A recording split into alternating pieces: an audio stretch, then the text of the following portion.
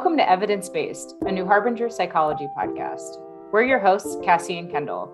On today's episode, we're talking about adult children of emotionally immature parents. Our guest is Dr. Lindsay C. Gibson, author of Self-Care for Adult Children of Emotionally Immature Parents.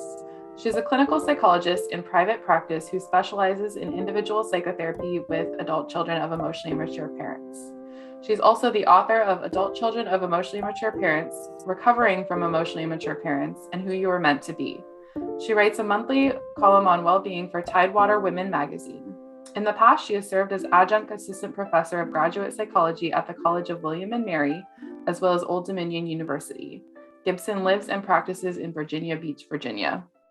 We're so excited to have you here today with us, Lindsay. Excited to talk to you about your books and emotionally immature parents. Oh, yeah. Thank you so much for having me. I've been looking forward to this talk.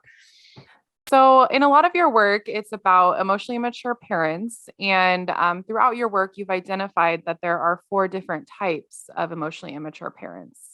Can you talk a little bit about each type and what are some of the signs for each of them? Yeah, sure. Just in general, though, when you're looking at what is it that makes a person emotionally immature, there are a lot of different characteristics, but there are a few that really stand out to me. And the first one is that they're very self-preoccupied. They're, egocentric is one way to say it, but it's more like all roads lead to Rome. They don't necessarily have to be narcissistic or grandiose in their egocentrism. It's just that everything keeps coming back to them, like they're preoccupied with their own stuff. And they also tend to have trouble with empathy and with putting themselves in other people's shoes, including their children, unfortunately. And they tend not to be very self-reflective. Things happen, and they just don't question what their part was in it or look to take responsibility for what they might have done differently or how they might have contributed to a problem. And then the last characteristic is that they tend to be very uncomfortable with emotional intimacy. So when things go beneath the surface, when it's superficial, social, whatever, that's fine. But when, like, a child goes to the parent and they want to express their feelings or talk about deeper stuff, the parent becomes very uncomfortable with that. And they can either, get huffy or get angry or reject the child just because it makes them so uncomfortable to deal with emotionally intimate material. So those characteristics are, to me, the most salient traits that we want to be aware of with all 4 of these types. But as far as the types go, the first type is what we would all recognize as emotionally immature, even if we had never heard of this term. It's the emotional type. And the emotional type is what it sounds like. They're very emotionally reactive. These are the people that go off, take everything extremely personally, have big reactions to everything. Everything's a crisis. Everything's an emergency. The whole house is walking around on eggshells. They are very tiring to be around because you involuntarily move into a state of hypervigilance around people like this because it's so unpleasant when they get reactive.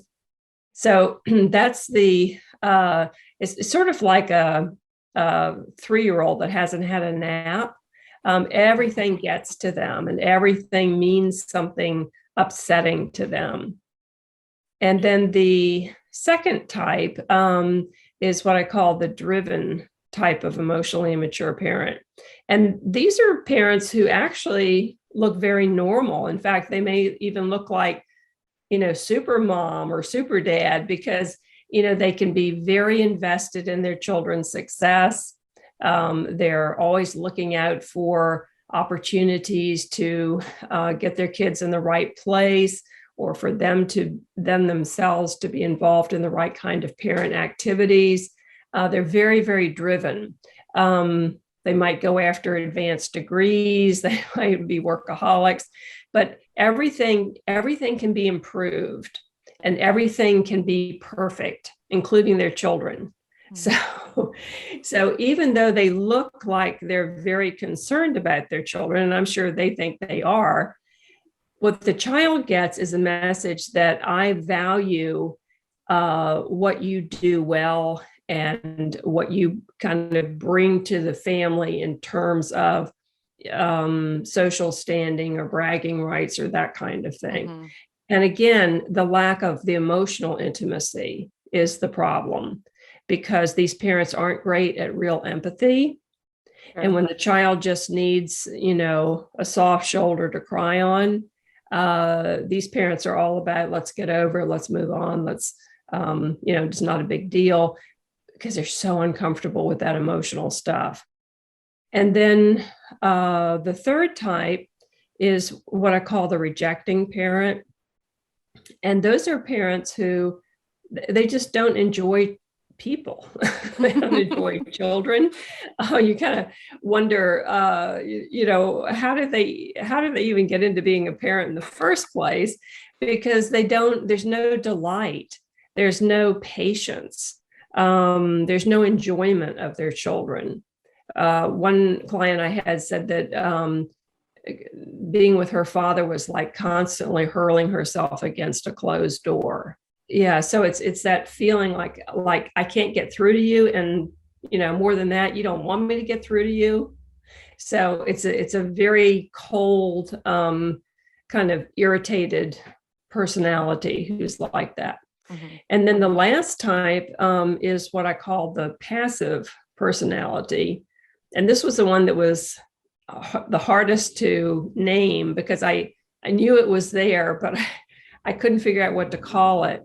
And then finally I realized, the problem is not that they're doing bad things to the kid. The problem is that they're standing by while somebody is doing bad things to the kid. Okay. Mm-hmm. So these parents can be playful. They can be, lovely parents in the sense that the kid feels close to them, and they might comfort the child. They might have more empathy than the other types of parents. But when it comes right down to it, they're not likely to step in and shield that child from the other parent. Or they can also be a parent who will turn to the child as a confidant.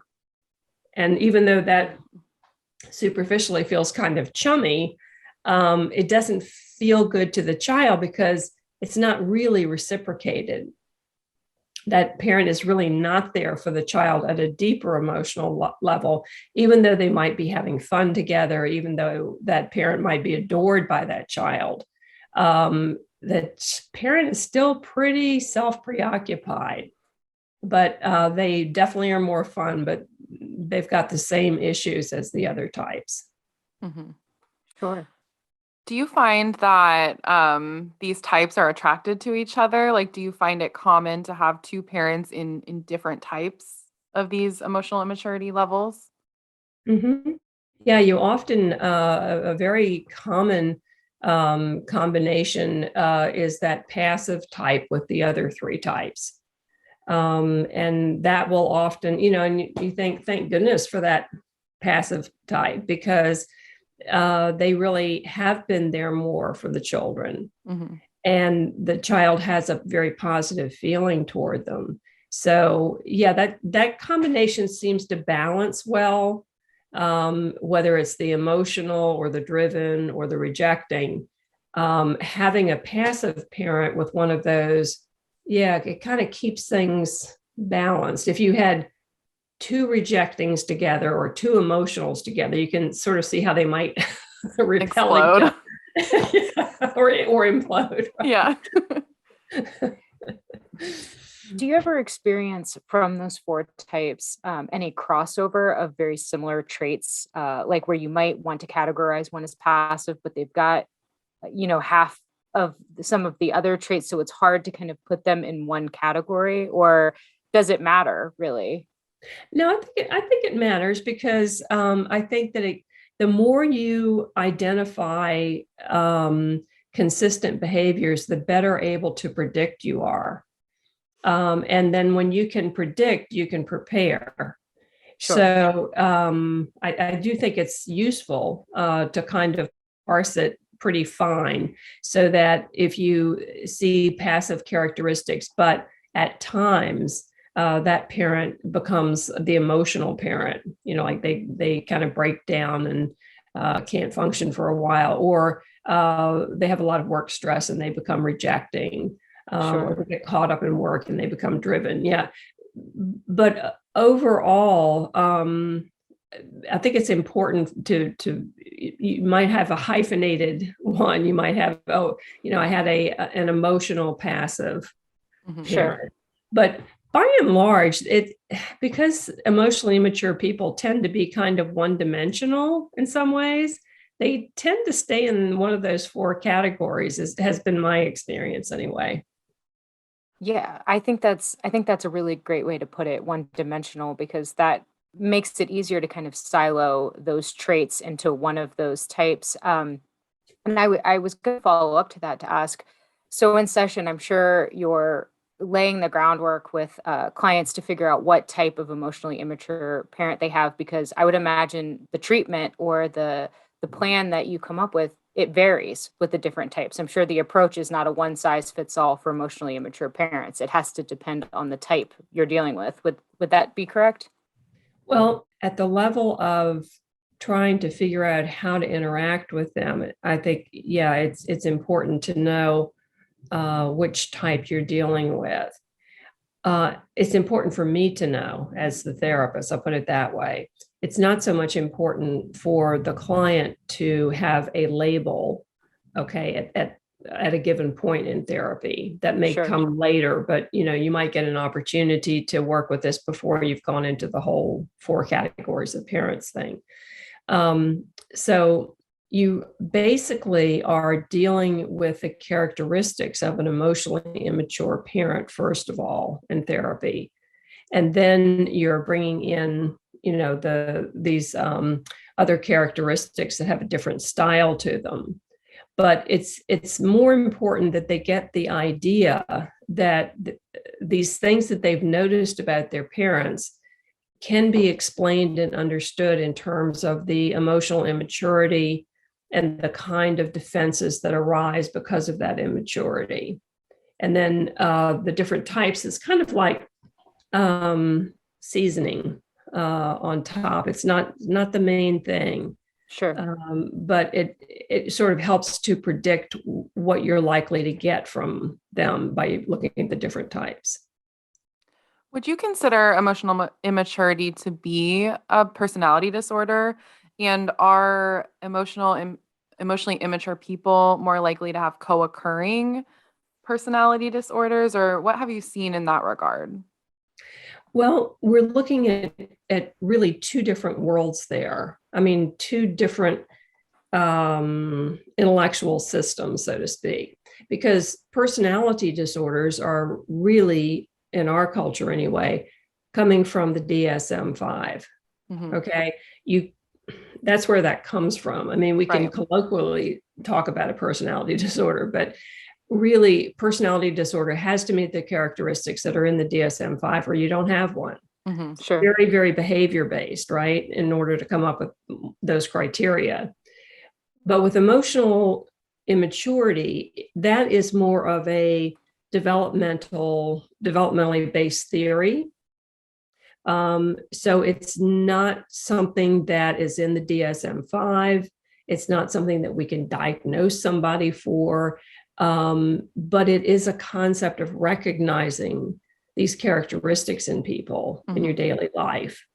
So it's very likely if they have a DSM-5 personality disorder diagnosis that you probably are talking about an emotionally immature person, just because the defenses are so similar, the rigidity, the lack of ability to get along with other people at an optimal level. lots of characteristics overlap. Mhm. So if I could say it this way, like probably most personality disorders have emotional immaturity, but not all emotionally immature people are personality disorders. Okay, that makes They, sense. they don't rise to the level of the diagnosis. Mhm. Yeah. So we talked little bit about the parents, and I think we have some questions about the adult child. In your books, you talk about internalizers. Can you talk a little bit more about that and maybe how someone might identify if they are an internalizer? Sure. Yeah. There are a lot of therapists who are internalizers. There are a lot of philosophers who are internalizers, a lot of creative people. So internalizers are just people who deal with life by turning inside, kind of bringing their inner strengths to bear on the challenge or the problem. And externalizers are people who instead go out with their reactions. So they tend to be very reactive.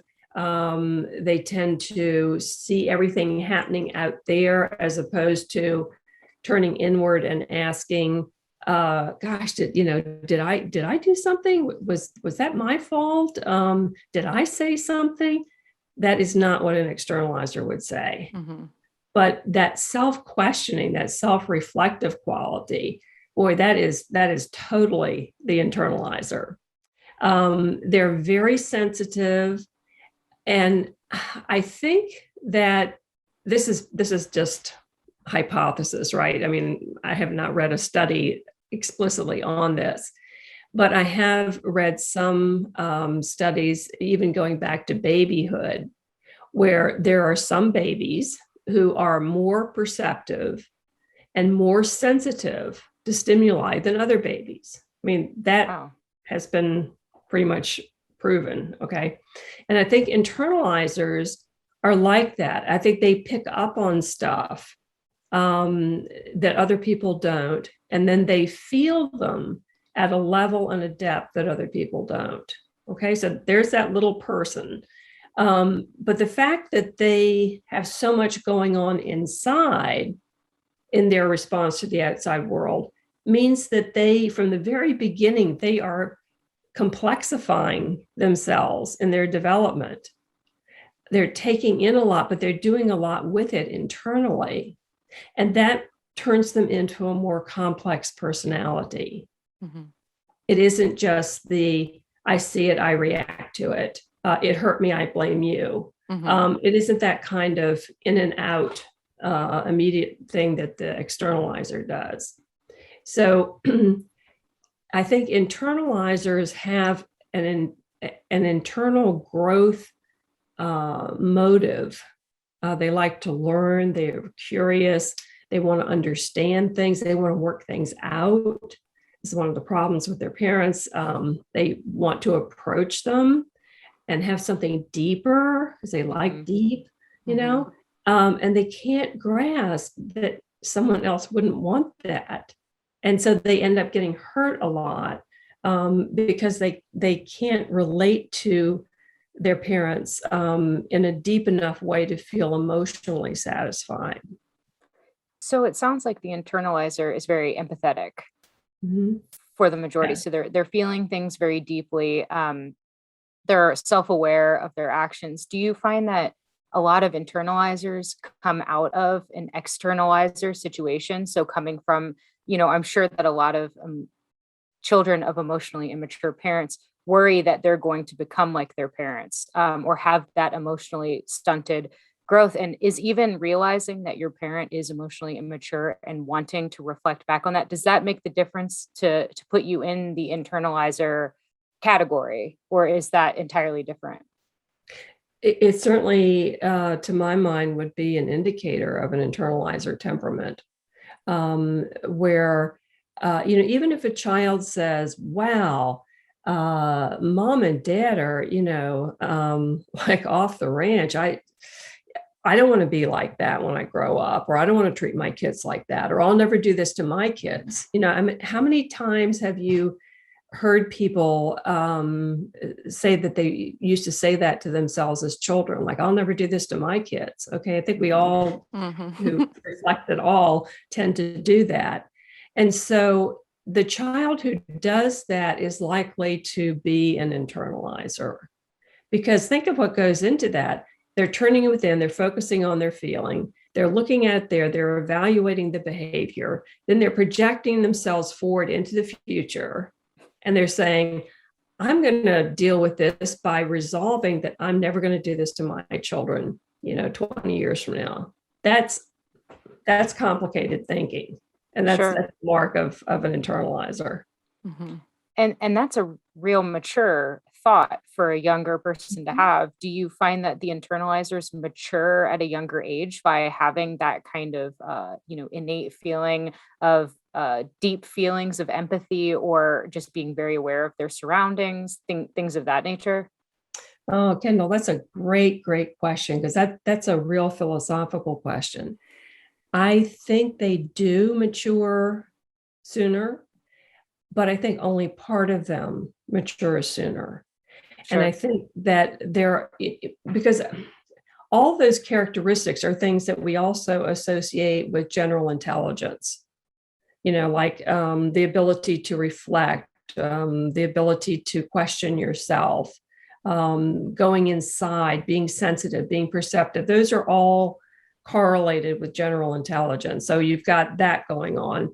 And that gives you a boost in terms of emotional immaturity too, because it can fuel emotional development as well. But there's a kind of a core of, I would call them like little lost children parts that are in internalizers that have not really matured. So you've got an overlay of sort of the super functioning, taking care of everybody, worried about everybody persona.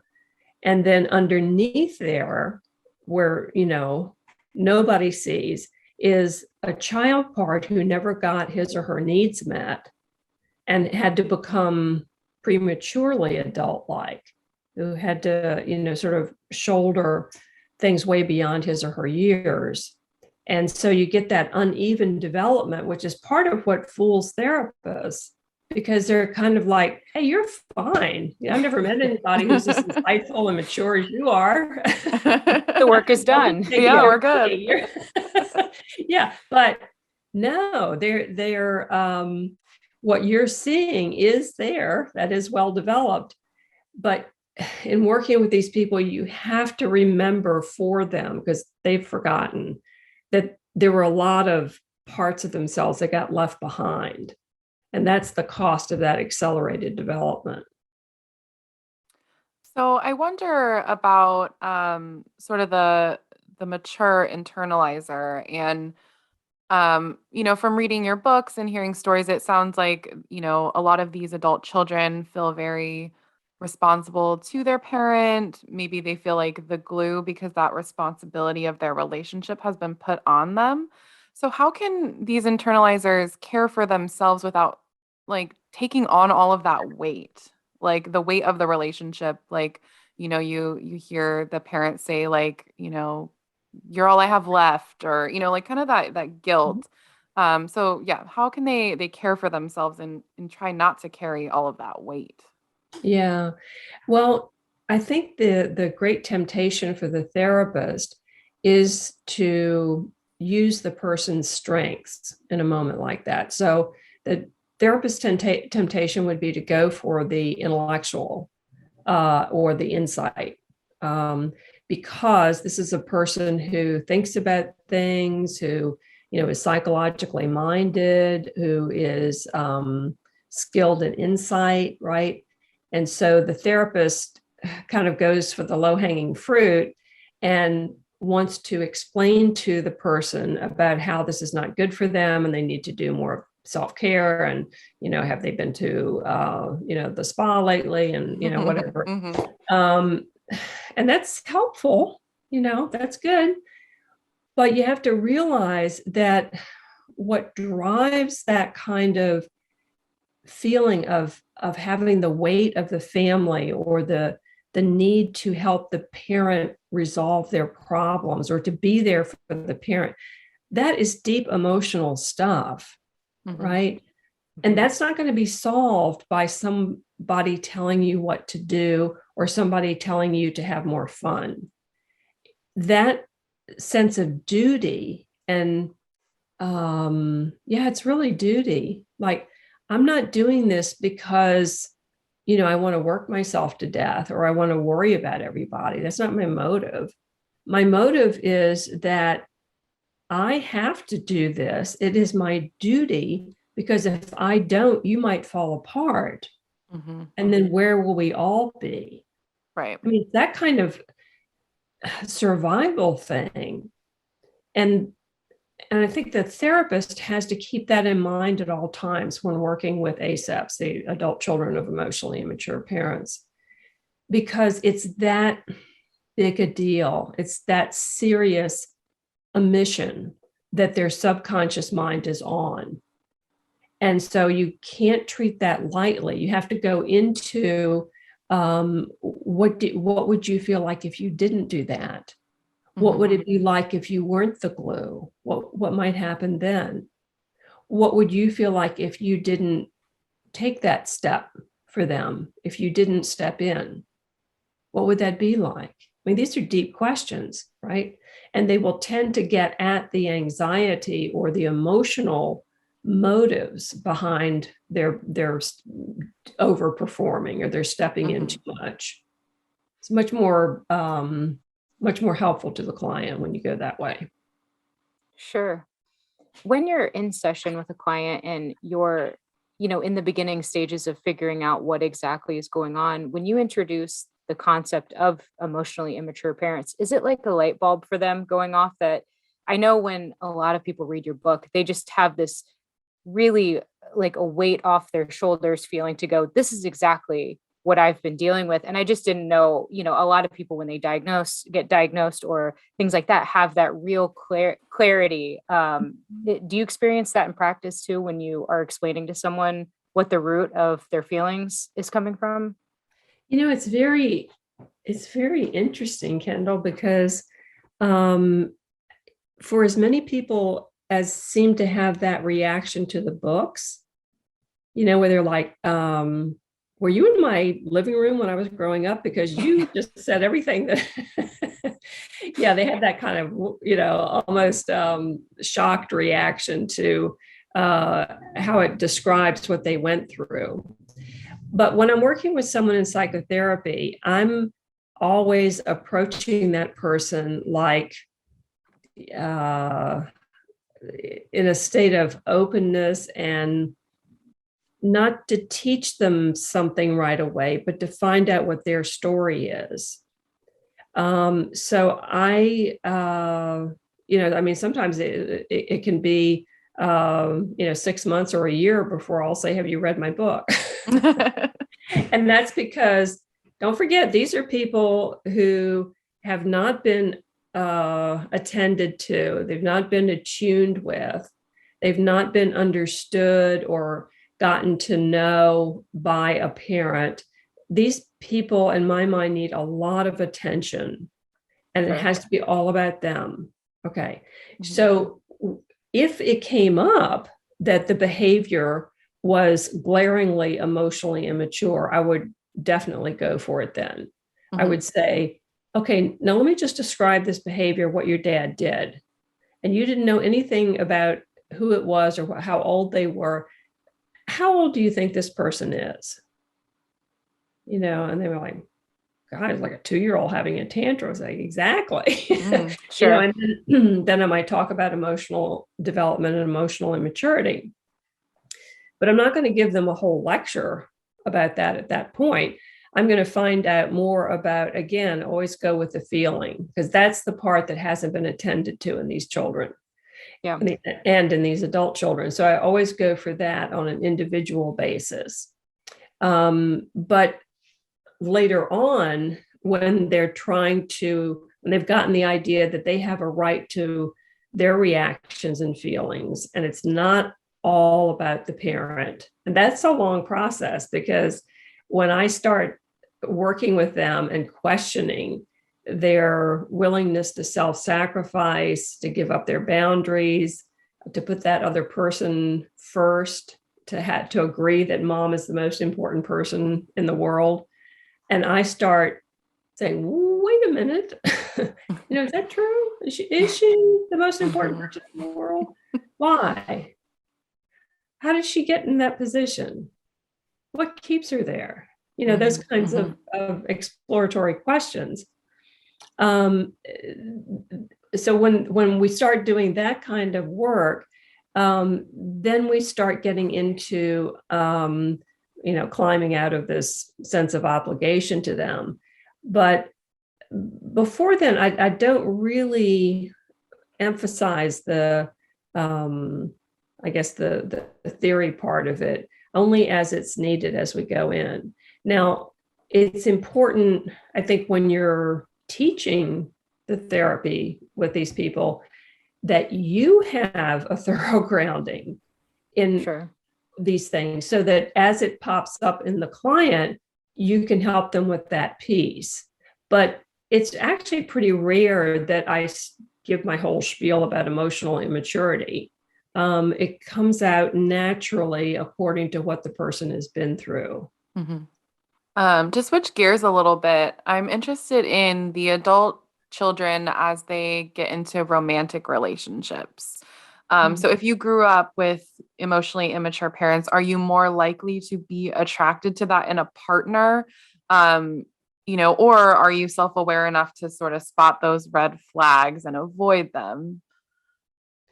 I think it goes both ways. I think some children are not attracted to difficult people because they have been very conscious of what their parents were like, and they recognize it, and they have a reaction inside that makes them back up from that, because they don't want to do that again. That's when you realize what happened to you, and then you see it in your adult life, and you're like, no, thank you, because you don't want to go back there. But I think that there are other adults who, may also have been internalizer children, but they may not have attained that level of consciousness about their parent yet. And for them, this feels familiar. If an emotionally immature person starts to flirt with them or puts the moves on them, there's something about that person that feels familiar, right? Because they're emotionally immature. It's like, hello. I know you. Yeah, I know you. But the two components of bonding, this John Bowlby said this years and years ago in his famous research on mother-child bonding. He said there are two components to bonding. There's familiarity and proximity. So if a baby is around a person enough and that person becomes familiar enough to them, a bond begins to form. So when you are the adult child of one of these parents and you go out in the world, and then somebody starts to interact with you and they subliminally remind you of your familiar family, there's something about that stirs up a sense of bonding. It's like, oh, I know you. And we all like familiarity. I mean, especially if we're in a social situation that we're not, 100% comfortable with, which is the definition of most, social situations with a bunch of people. When somebody comes up to you and you're like, oh, yeah, something about you that makes me feel comfortable. Yes, it's very easy for them to be drawn into that. But it all has to do with whether or not you emotionally remember what was done to you, as to whether this feels attractive and familiar, or whether it feels like, that's 10 miles of bad road. I'm not going there. Sure. And I think it's really interesting with the internalizer, or just in the sense of talking about someone who might be attracted to someone because they feel comfortable in that situation, or they're used to taking care of their parents' needs. And so now they've found a partner where that's going to continue. And they're going to be, as you said, the glue. They're the glue to keep everything together. What are some of the ways that, or some of the responsibilities that an internalizer feels, whether it's in these romantic relationships or whether it's with their parents? Where is that weight coming from, the glue, and that sense of responsibility that's been put on them? Yeah, they've just been indoctrinated with the idea that they're not as important as the other person. Emotionally immature people create relationships in which one person is dominant and the other person is below them or not as important. Okay. And that's that familiar role of not that my needs are not as important as your needs. And if you're upset, that's more important than if I'm upset. So if you're upset, even if it upsets me as your child, I've got to go in and calm you down because you're the key to my survival. I mean, you're the key to my whole world. You're my mom, or you're my dad. Like, I'm not going to let you go down the drain. I mean, it's scary. So to be the glue, we have to realize too that emotionally immature people are they're not fully baked psychologically. And so they're very vulnerable to impacts on their self-esteem, and they're very easily destabilized emotionally. So some of that glue that you're talking about is really glue for that parent's internal psyche, because they get, they get shaken up and upset, and they start, acting like they're coming apart, which is absolutely horrifying for a child to witness, that parent getting out of control. And so they will do anything to glue them back together. On top of that, the parent will often give the message that your role or your job is to take care of the family, or to be sweet, or be, the best people are the people who sacrifice for others. Now, they're not doing it, maybe, but, the child should, or maybe they're doing some of it, but they then expect the child to be the one who self-sacrifices for them. So you get different ways that this pressure gets put on them to forget about themselves, not tune into what they need, and just be overly focused on how other people feel and how they need whatever it is that they need. I mean, I was just going to touch on the fact that I think it's really interesting to identify it as that this is kind of what the kid has been trained to learn, that their needs come second, that they are sacrificing for other people. So tying that back to finding a partner is really interesting to say, if they're searching out someone who's also emotionally immature, whether, it's a subconscious move or not, they're saying, I'm going to find someone whose needs are more important than mine. And that's the comfortable position they're just settling into, which is interesting because when I think of the glue, yes, I'm thinking of a child who bears the weight of the family responsibility, who's trying to keep everyone and their parents together, and to think of it in those terms of the priority of feelings as well, is an interesting, enlightening thought. Yeah. And I just want to mention while we're on this topic that, lots of times people will say, am I attracting narcissists? Am I attracting psychopaths? I mean, like, is it me? Do I have a sign on my neck or whatever? Because they'll have multiple relationships, with people who are, pathologically self-absorbed or, even psychopathic. Sure. And I think it's very, very important for people like that to realize that, no, they are not attracting them. Those people are hitting on everybody. It's just that maybe they're not very appealing to this other person. Okay, so it doesn't go anywhere. But it's not like they come in and you're the only person. Although I will say that if you're in a state of mind, like so many EIPs are, that I want someone that I can be the center of the attention and I can be dominant, then you're going to probably go over to the person who looks the least comfortable or looks the more self-conscious, right? Mm-hmm. Because those people might be easier to dominate. Mm-hmm. Okay. But it doesn't mean that you're attracting them, because you can be sure that for other reasons they will try out other people. It's just that maybe you're the one who says there's something about you that is very familiar. And even though at some level it makes me feel uncomfortable and uneasy, I'm going to chalk that up to butterflies. Mm-hmm. Yeah. And I'll talk myself out of it in order to go ahead with you because you feel so familiar to me. Not following that gut instinct or misreading it. Mm-hmm. Exactly. Yeah.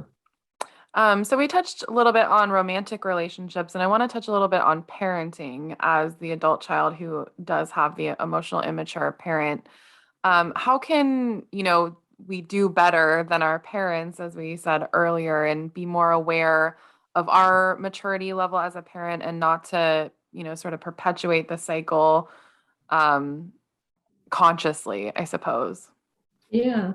It's really all about empathy and respect for the child.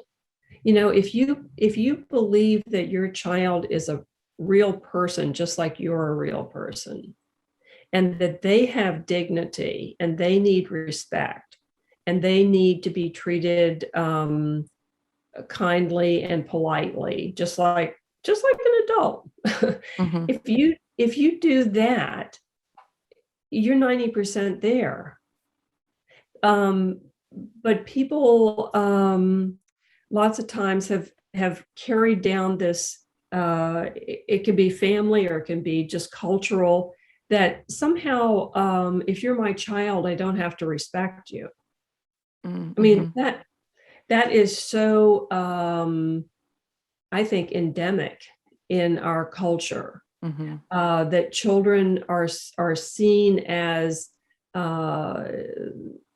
not really deserving yet that respect for their individuality and that politeness, Mm-hmm. or patience, just all the virtues of kindness.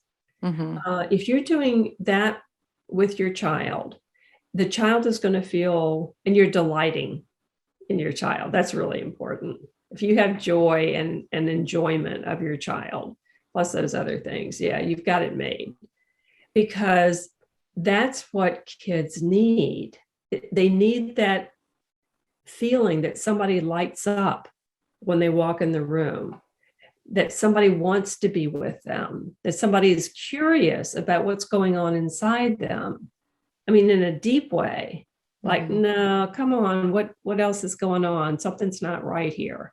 That someone has an intuition about you and cares enough to be concerned about that intuition and wants to get to the bottom of it. An EIP does not want to get to the bottom of anything. Mm-hmm. Mm-hmm. They don't like the bottom. So that attitude toward children automatically takes you out of the ranks of people who turn out adult children of emotionally immature parents, because you are going to be treating them in an emotionally mature way.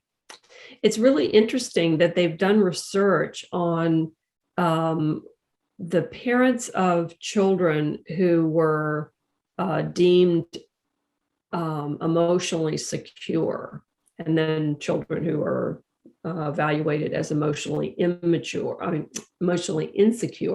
coming from their early attachment histories. Okay.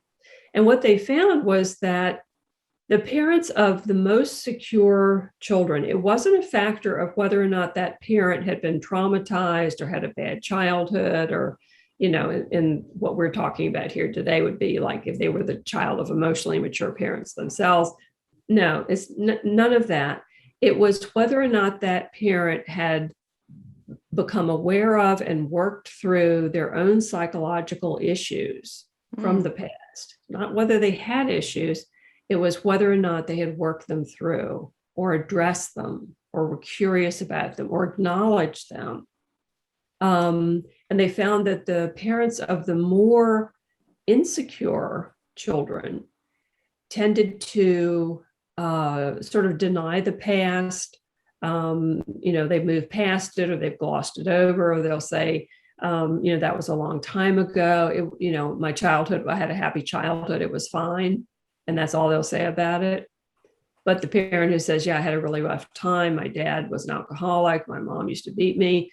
And I realized that, what that did to me and my self-confidence, I don't want my child to ever go through that.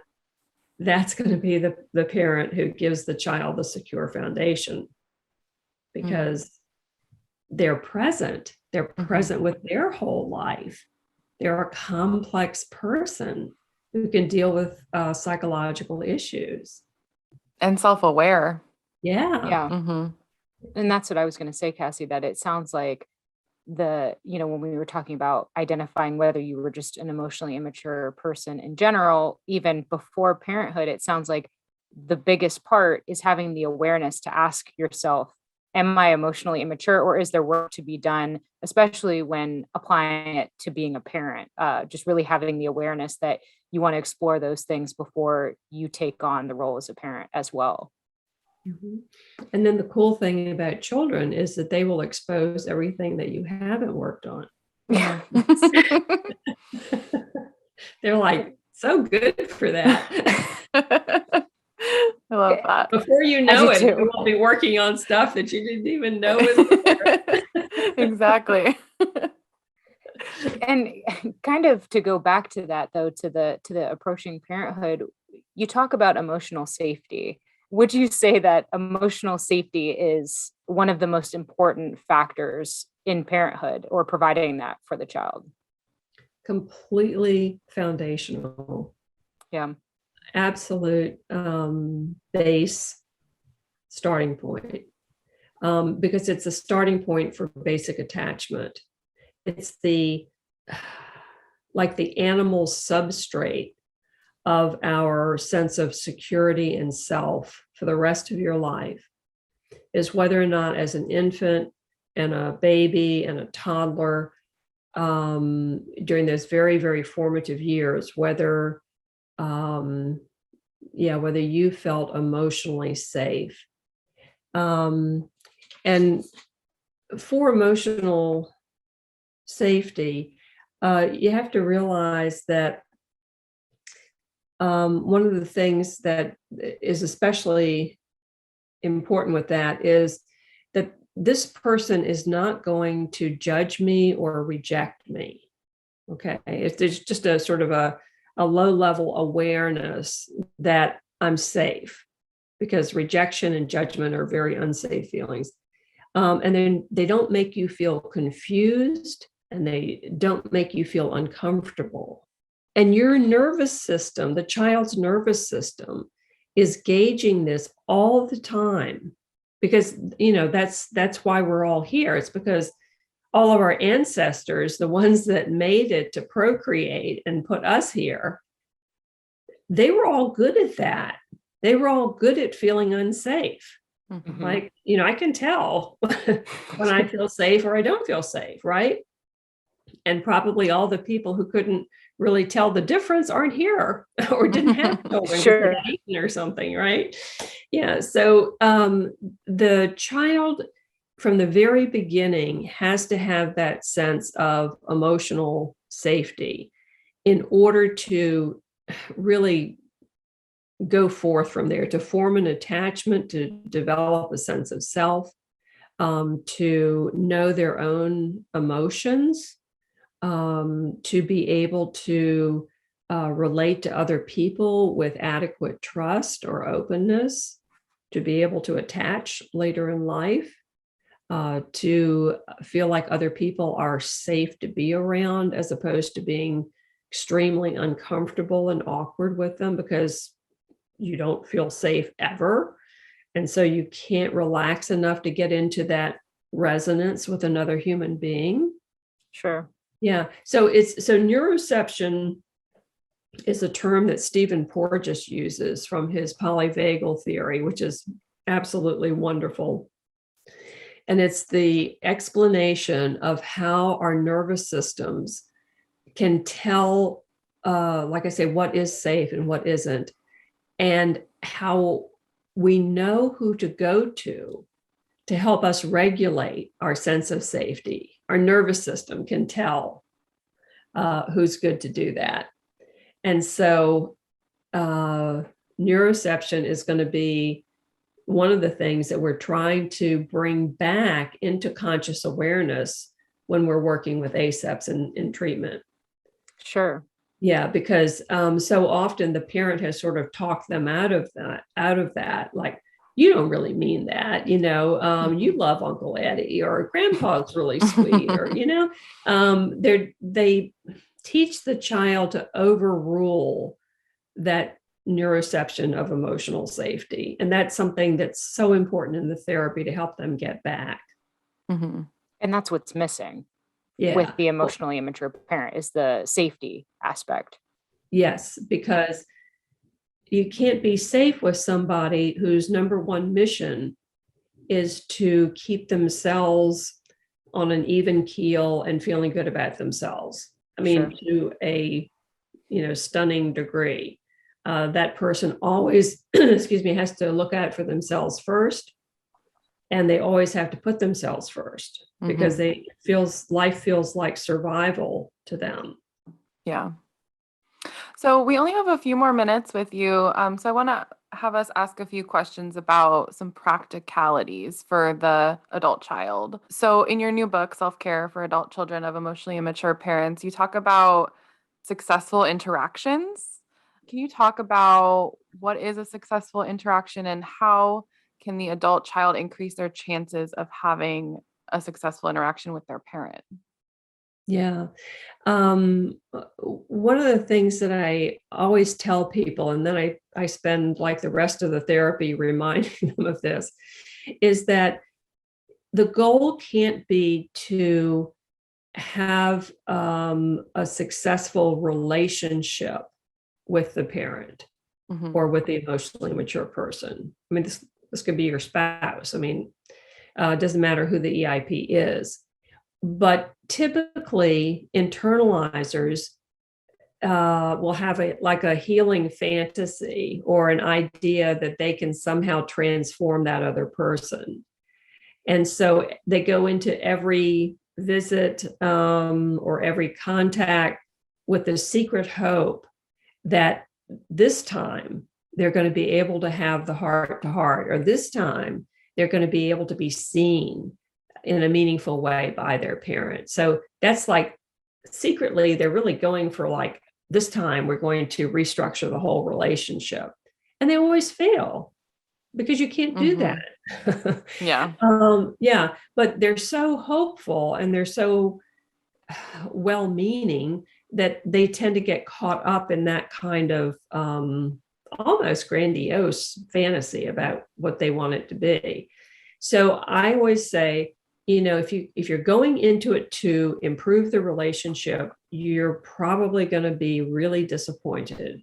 But you can go into it and try to have single successful interactions with the person. And let's see how many of those you can do. And, come back and we'll talk about them and feel good about them. Like, a successful interaction to me is when you go into the interaction knowing what the outcome is that you want. And you are able to stay connected with your own sense of self during the interaction. That is, you don't zone out or, sort of disconnect from yourself and get through it by not being there. You stay connected to yourself and you continue to think and feel as yourself in the interaction. Now, if you can do that, that's like you get an A+, because it's so hard to maintain your awareness of your own individuality around emotionally immature people, because they take you over, okay? And they make it all about them. So if you do that part of staying self-connected, you have just had a successful interaction. Mm-hmm. Okay. Or let's say more concretely, let's say that you don't want to go home for Thanksgiving and you've got to tell your parent, or you're not going to go to that party that's very important to your husband's career because, whatever the reason is, but you can't make yourself do it. So you have as your goal that I will convey the information that I'm not going to do this. And I'll do it in whatever awkward, uncomfortable way I can manage, because I don't get any points for style. Okay. I just get points for doing it. And I'm going to get that said, and I'm going to keep saying it until it's resolved. Now, that's another type of successful interaction. You won't feel good about it. You'll always feel like a failure after trying to get an EIP to understand your point of view or to respect your wishes. You'll always feel like a failure. That's why it's so important for you to realize that the successful interaction is not what they do, it's what you've managed to do. Mm-hmm. And that's where, yeah, go ahead. It sounds a lot like just boundary setting, like for your own, emotional safety. And managing expectations. Yeah, exactly. It is managing expectations and setting boundaries. It's doing it from the standpoint, though, of this particular kind of relationship that you have grown up in that has taught you to dissociate and become passive and immobilized so that this person can feel more important than you. Or that when the other person says, no, you're not going to do that, you're going to do this, you say, okay, because you don't feel like, or you don't know that you have the right to keep repeating, I'm sorry, I know you want me to go, I can't do it, I have my own reasons, but I can't do it this year. So sorry, wish I could, but I can't. And they don't know that repeating it is the key. It's not just setting the boundaries. I mean, most of us can squeak out one boundary, but repeating your wishes is a super important skill to learn, because EIPs are really, ultimately, that's their kryptonite. They are helpless before repetition. Usually they make such a big fuss once or twice that everybody backs down, which unfortunately reinforces the behavior, right? But when someone just keeps repeating in a steady way what they are or are not going to do, after a while, the EIP really doesn't have a response for that. I think it's really the light bulb moment for an adult child of emotionally immature parents is that the work isn't on the relationship so much, that it is the work on yourself and how to manage those expectations and the boundaries, because I can see probably a lot of people going into that, having that thought that you mentioned, Lindsay, like, I'm going to have this grandiose, revelation of how to change the relationship with my parent and make it a healthier one. And in reality, it's working on yourself. And that was kind of where I was going to go with my final thought to ask you was, what does the healing process look like for an adult child of emotionally immature parents? Now that we're focusing inward, what does it look like beyond managing expectations or setting boundaries with the emotionally immature person you're interacting with? Yeah. First of all, I think the first step in the healing process is that the person has to acknowledge the depth of their distress, because they're so accustomed to minimizing and dismissing their own needs and their own feelings. So helping them to acknowledge the level of their distress and to understand that their symptoms are telling them something meaningful, like if they have anxiety or depression or panic attacks or whatever it might be. The first thing is that you have to help them understand that there's a part of them that's trying to get them healthy, trying to get them strong, trying to get them to reconnect with themselves. And that's the part that's causing the symptom. Okay, so the symptom, it's not that the symptom is such a bad thing, it's that this part of them that wants growth doesn't know what else to do because it doesn't have this kind of ability to put things into conceptual words. So it just, slams you with an anxiety attack, and then you have to figure it out. Mm-hmm. But to take oneself seriously is always the first step. And that means that any little intuition, any little feeling, any little wish, all these things have to be taken completely seriously by the therapist to teach that person to honor their inner world, which is something they didn't get growing up. And then to have them become aware of the parts of their personality and how we have these different parts that can be very conflictual because they have competing missions and competing desires. That idea of what Richard Schwartz calls the multiplicity of personality, I have found to be extremely helpful in the healing process.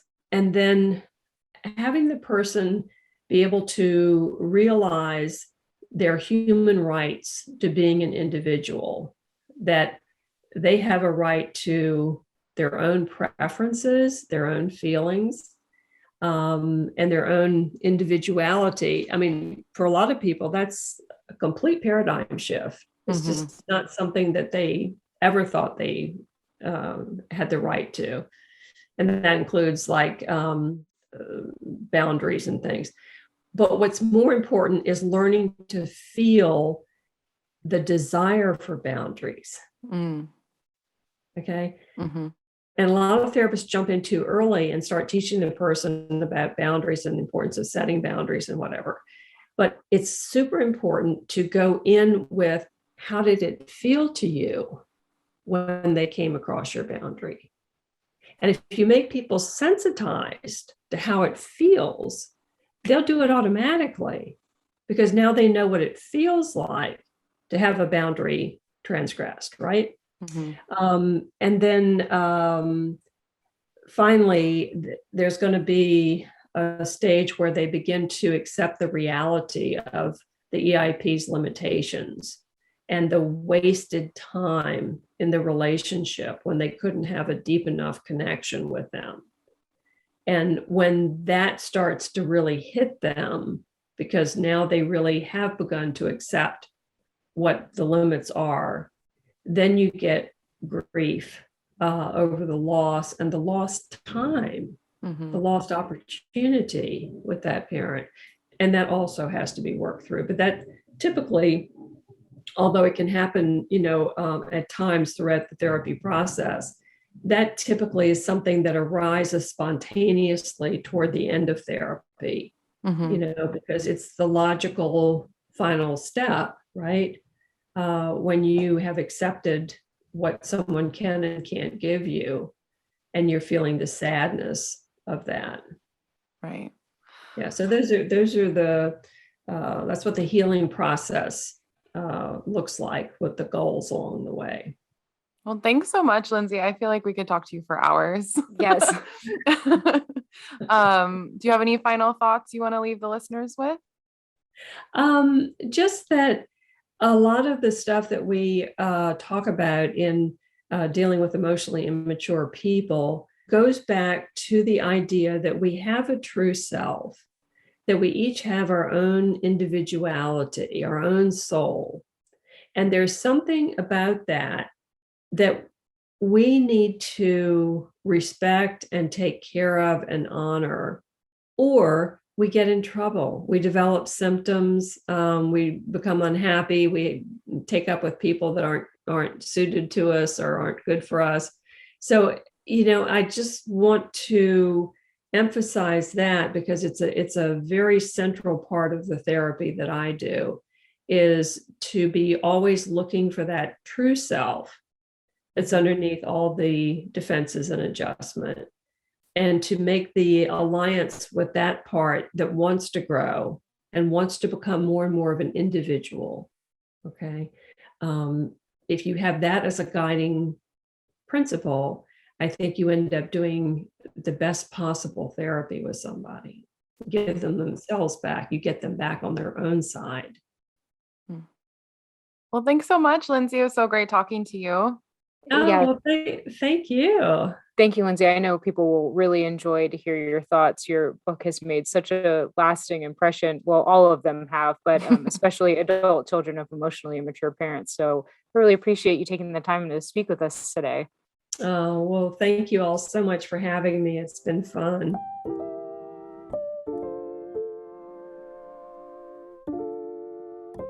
Self-Care for Adult Children of Emotionally Mature Parents is an essential guide that offers daily tips and tools to help readers heal the invisible wounds caused by growing up with immature parents.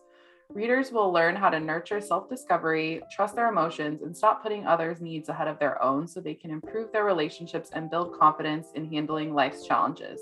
Visit our website at www.newharbinger.com and use coupon code podcast25 to receive 25% off your entire order.